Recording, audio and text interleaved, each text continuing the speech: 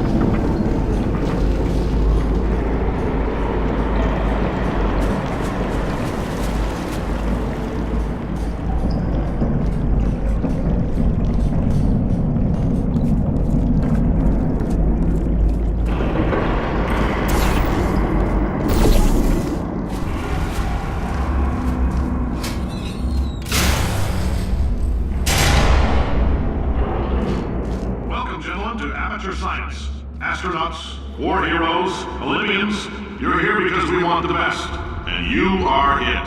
So, who is ready to make some science? I am.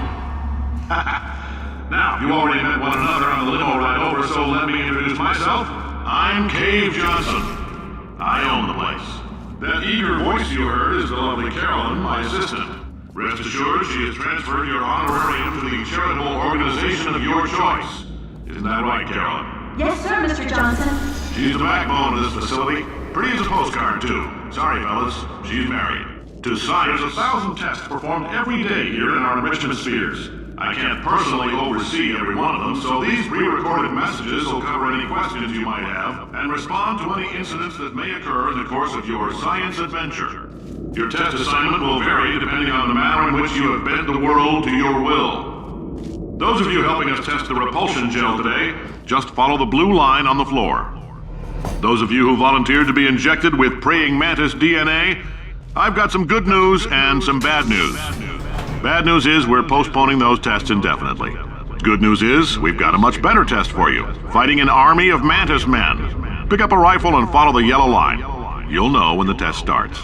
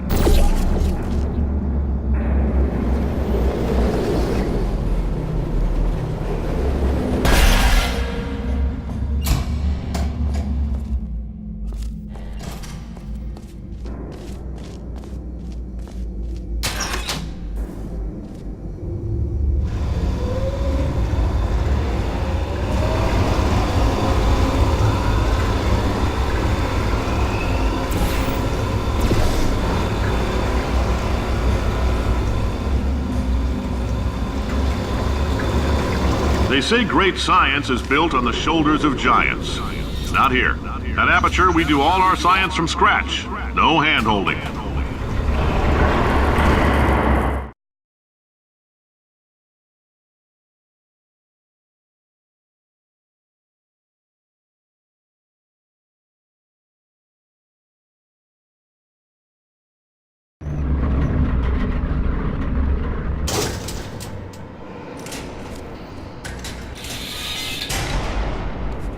All right, let's get started.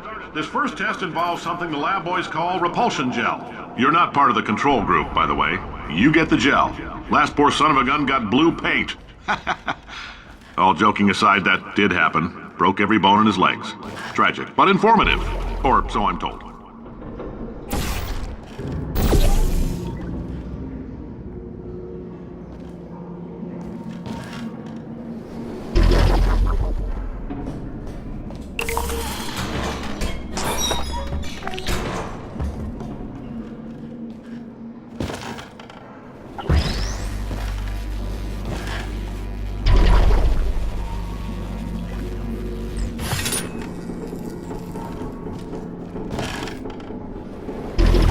The lab boys just informed me that I should not have mentioned the control group. They're telling me I ought to stop making these pre-recorded messages. That gave me an idea. Make more pre-recorded messages. I pay the bills here, I can talk about the control group all damn day.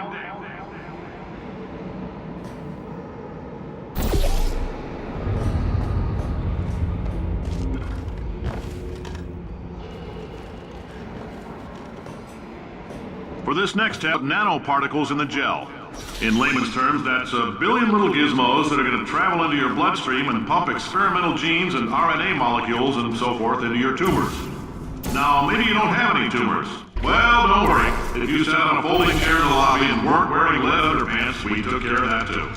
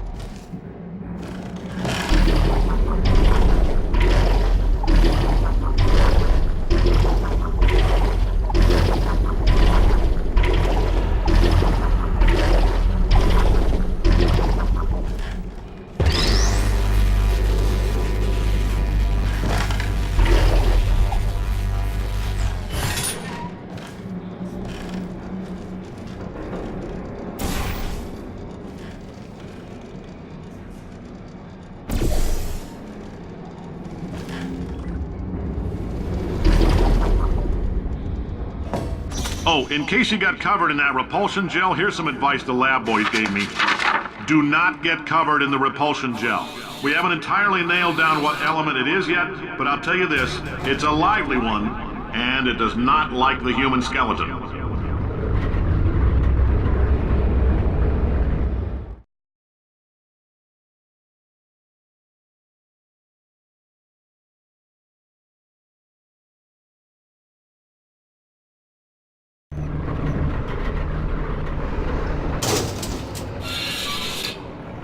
All these science spheres are made of asbestos, by the way. Keeps out the rats. Let us know if you feel a shortness of breath, a persistent dry cough, or your heart stopping, because that's not part of the test. That's asbestos. Good news is the lab boys say the symptoms of asbestos poisoning show a median latency of 44.6 years. So if you're 30 or older, you're laughing. Worst case scenario, you miss out on a few rounds of canasta. Plus, you forwarded the cause of science by 3 centuries. I punch those numbers into my calculator, it makes a happy face.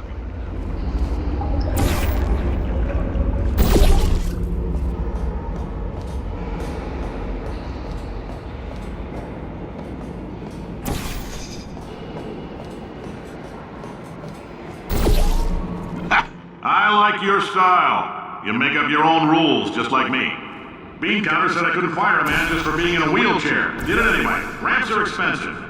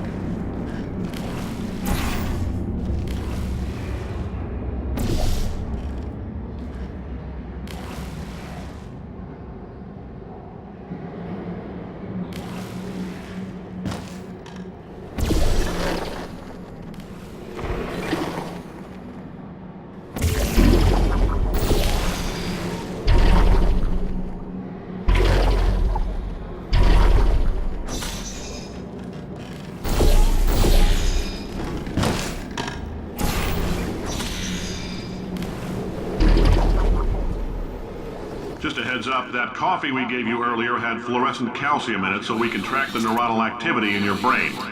There's a slight chance the calcium could harden and vitrify your frontal lobe. Anyway, don't stress yourself thinking about it. I'm serious. Visualizing the scenario while under stress actually triggers the reaction.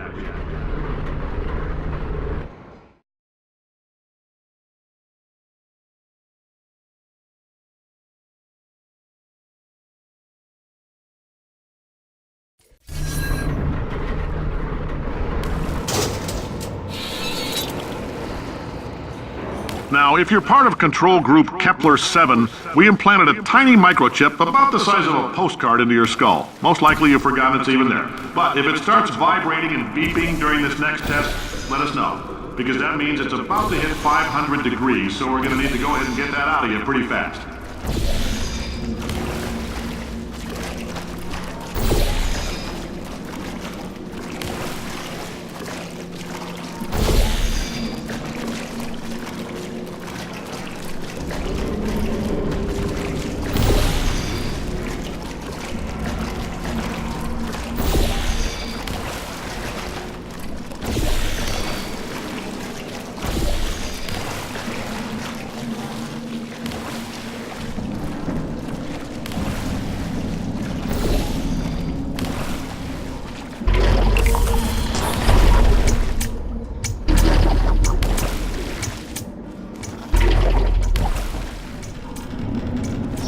Telling them, keep your pants on. All right, this next test may involve trace amounts of time travel. So, word of advice, if you meet yourself on the testing track, don't make eye contact. Lab boys tell me that'll wipe out time. Entirely. Forward and backward. So, do both of yourselves a favor and just let that handsome devil go about his business.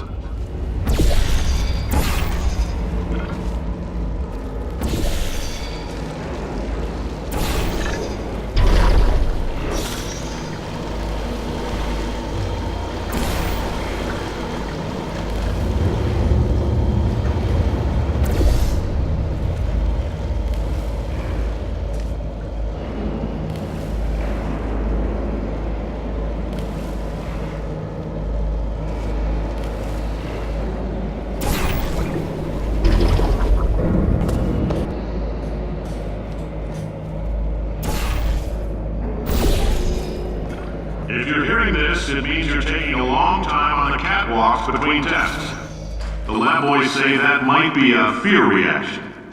I'm no psychiatrist, but coming from a bunch of eggheads who wouldn't recognize the thrill of danger if it walked up and snapped their little pink bras, that sounds like projection. They didn't fly into space, storm a beach, or bring back the gold. No, sir, we did. It's you and me against the world, son. I like your grit. Hustle could use some work, though. Now let's solve this thing.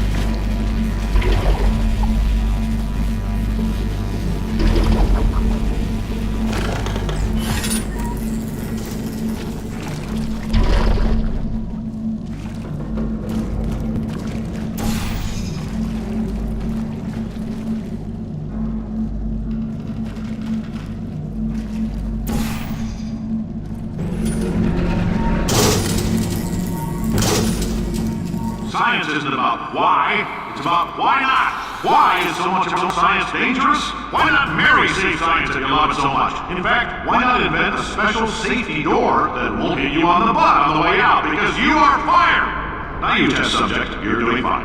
Yes, you, box your stuff, out the front door, parking lot, car, goodbye.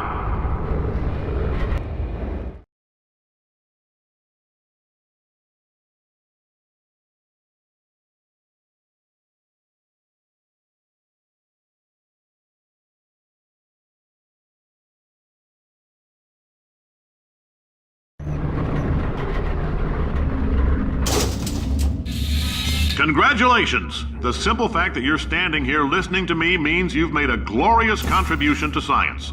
As founder and CEO of Aperture Science, I thank you for your participation and hope we can count on you for another round of tests. We're not going to release this stuff into the wild until it's good and damn ready, so as long as you keep yourself in top physical form, there'll always be a limo waiting for you. Say goodbye, Carolyn. Goodbye, Carolyn. She is a gem.